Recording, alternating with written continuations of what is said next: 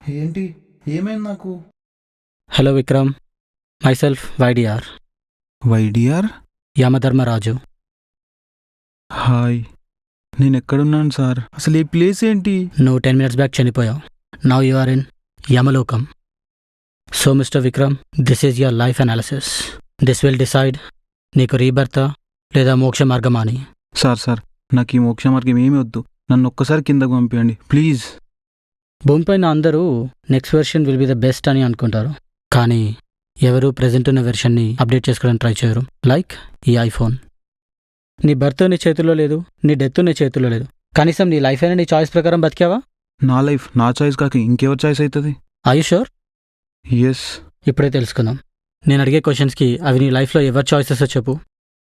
School, parents choice. College, 10th వచ్చిన మార్క్స్ని బట్టి. At least నీ లైఫ్ పార్ట్నర్ అయినా నీకు నచ్చిన వాళ్ళని తెచ్చుకొని ఉంటావే. చూడు శ్రావ్య, నీకు విక్రమ్ కరెక్ట్ కాదు. ముఖ్యంగా వాడు మన కులం కాదు. ఇంకా నువ్వే డిసైడ్ చేసుకో, నీకు వాడు కావాలో మేం కావాలో. తను నేను చాలా ప్రేమించిందిగా, మరి నీకోసం పోరాడలేదా? పోరాడింది సార్. మరి ఎలా విడిపోయారు మీరిద్దరు?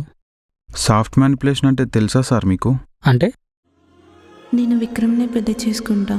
వాడు నన్ను చాలా లవ్ చేస్తున్నాడు. సో ఇప్పుడు నీకు మాకన్నా వాడే ఎక్కువ అయిపోయాడా? లేదు అన్నా, కానీ తను ఇలా కూడా చెప్పుండొచ్చుగా. కానీ తను కూడా మీరు ప్రేమించినంతగానే ప్రేమిస్తాడు. కులం సార్, మేము విడిపోనికి రీజన్. మీ మనుషులు ఎప్పటికీ మారరు. ఆ దేవుడు ఇంత అందమైన ప్రపంచాన్ని సృష్టిస్తే అందులో కులాలు మతాలుగా విడిపోయి మీది ఈ కులం మాది ఆ కులం అని కొట్టుకొని చేస్తున్నారు. సరే, ఆ అమ్మాయి పోయింది, మరి మ్యారేజ్? మ్యారేజ్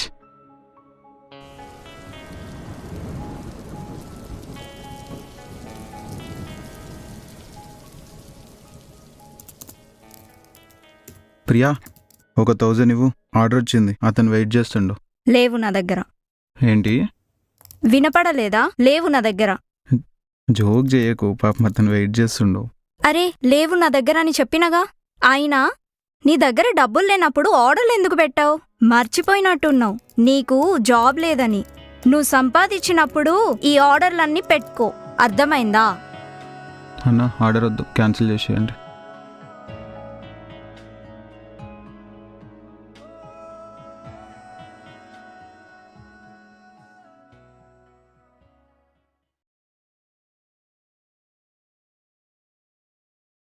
విక్రమ్, ఎక్కడి నుంచి వస్తున్నావు? ఇంటర్వ్యూకి వెళ్ళి వస్తున్నా.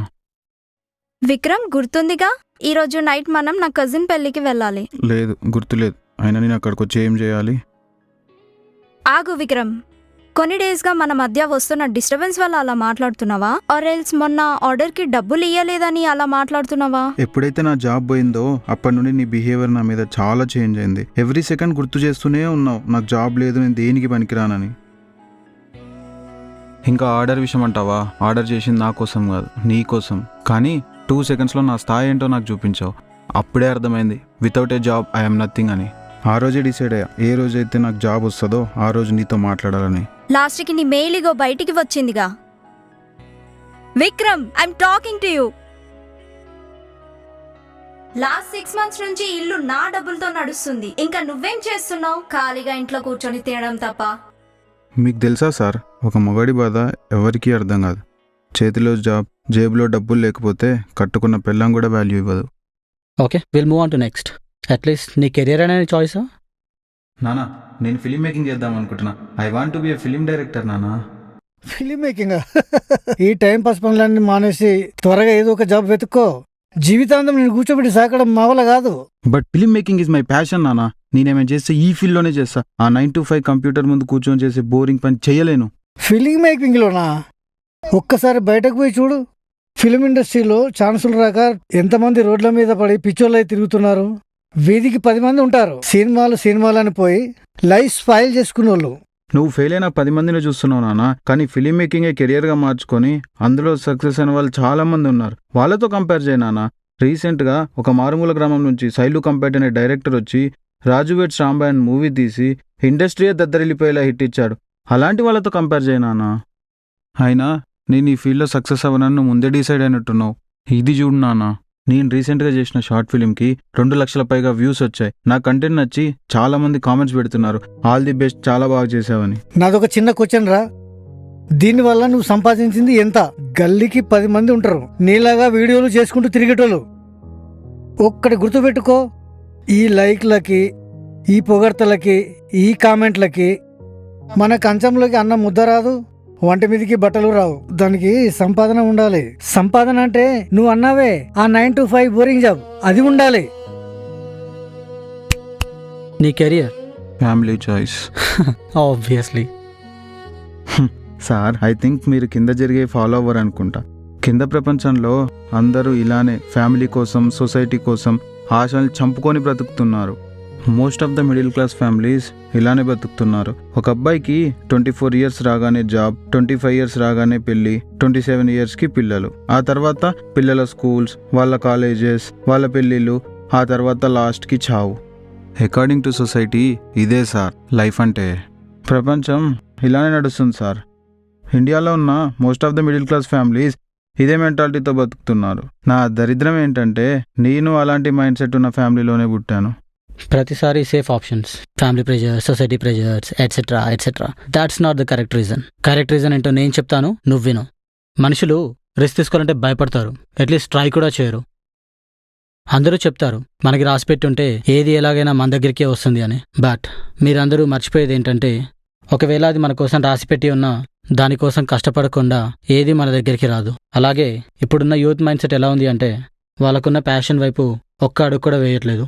ఎందుకంటే సక్సెస్ అవుతామో లేదో అని భయం. అరే అడిగేస్తేనే కదా తెలిసేది సక్సెస్ అవుతామా లేదా ఫెయిల్ అవుతామా అని. కానీ మా చదువు, మేము వేసుకోవాల్సిన బట్టలు, మా కెరియర్ అన్నీ మేము తల్లి గర్భంలో ఉన్నప్పుడే డిసైడ్ చేస్తారు.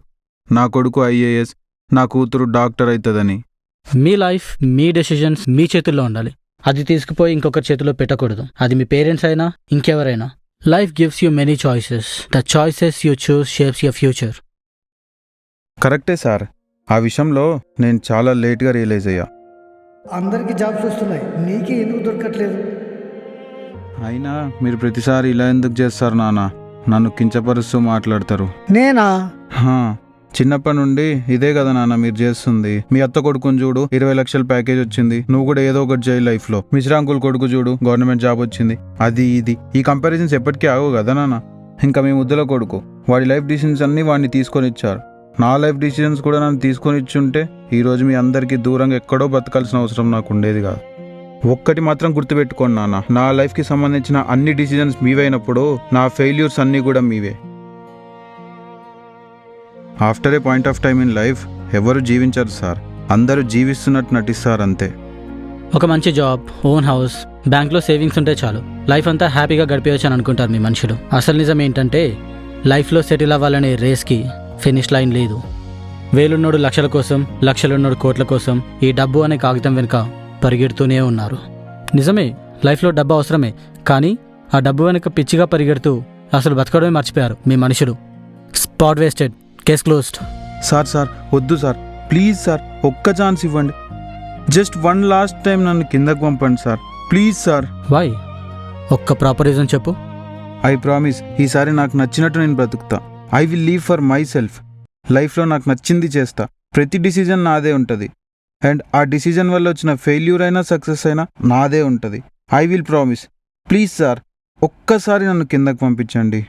వాట్ ఇఫ్ ఐ సే ఇదంతా నువ్వు మొదటిసారి చెప్పట్లేదు? అర్థం కాలేదు sir. What if I say నువ్వు ప్రతి జన్మలో ఇదే చెప్తున్నావు, next time I will live by my choice అని? కానీ ప్రతి జన్మలో మళ్ళీ కిందికి పోయినప్పుడు ఈ ప్రామిస్ మర్చిపోయి సొసైటీకి, ఫ్యామిలీకి నచ్చినట్టుగా బ్రతికేస్తున్నావు. So mister Vikram, you have been forwarded to Moksha category. Moksha అంటే? మోక్ష అంటే you are deleted. Sir please sir.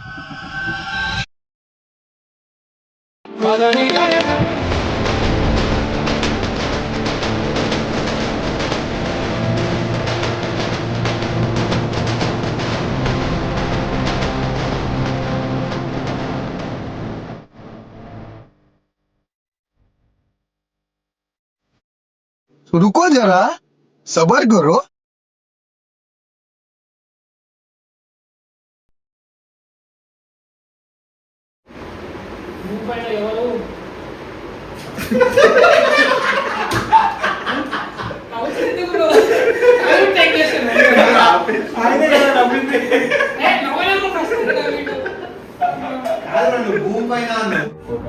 Rolling.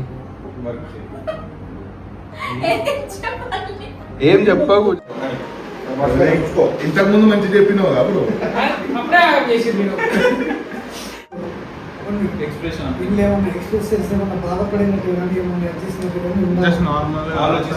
ఆలోచిస్తున్నారు ఇట్లా ఇప్పుడు ఎట్లా కూర్చున్నారు ఎట్లా చాలా ప్రేమించింది కదా.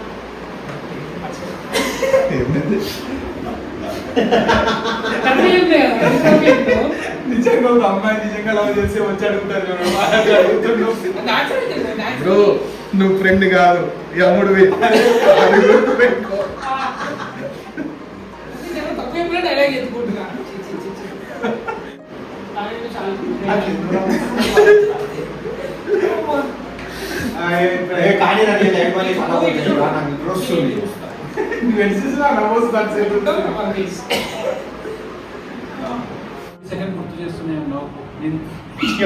Rolling action.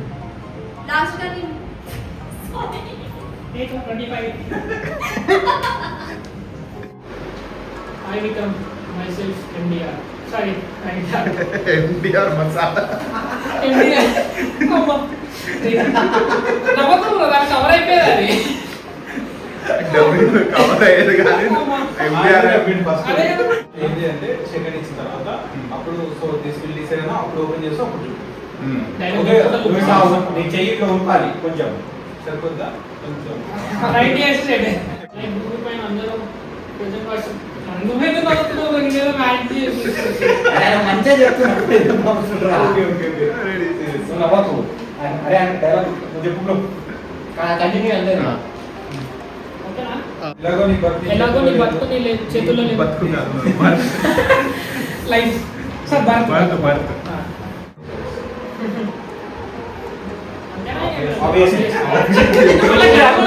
ఇది అనిపే చిన్న డైలాగ్ మర్చిపోయాను. మళ్ళీ క్లాప్ వస్తుంది. ఇది హ్యాండ్ గెస్చర్. ఎట్లా ఉందో జస్ట్ సంథింగ్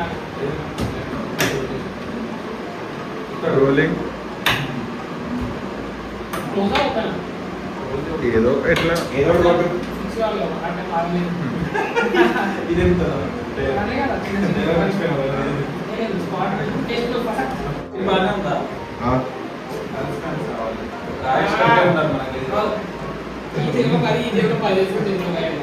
కరెక్టే సార్ మీరు చెప్పింది.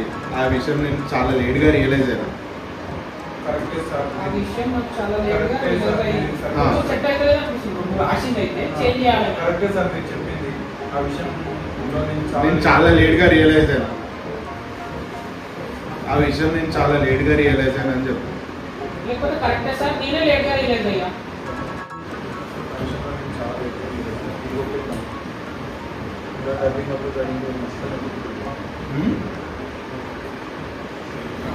డబ్బింగ్ రేషన్ కార్డు అవి వేసుకుని ఈ రేషన్ కార్డు ఎవరిది? ఈ రేషన్ కార్డు అది నాదేరా. ఒక ఫోటో నో ఇలానేనా? ఎందుకు రెంట్కి తీసుకున్నావు? డబ్బులు పెట్టి కొన్నది. శాలరీ నేనా నేనా నేనా లాస్ట్ మళ్ళీ చెప్పండి. ఒకటి గుర్తుపెట్టుకో ఈ కామెంట్ ఇందులో మధ్యలో మళ్ళీ ఇంటో చూసేది నేను చూసానా నీకేమంతా ఒక పర్సన్ ఉన్నాయి. చెప్పు. ఒకటి గుర్తుపెట్టుకో.